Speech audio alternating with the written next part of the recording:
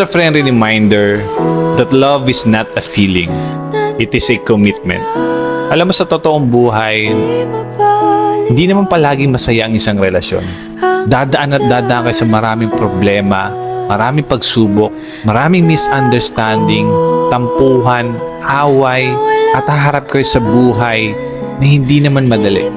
Kakaroon kayo ng sawaan, mawawala yung excitement, yung spark, kasi nasanay naman talaga kayo sa isa't isa.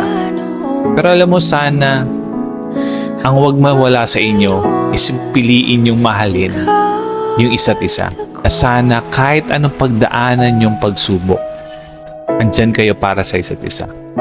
Lagi niyong pinipiling tulungan, palagan, at mahalin yung isa't isa. Remember that love is a choice and always choose to love each other. Okay?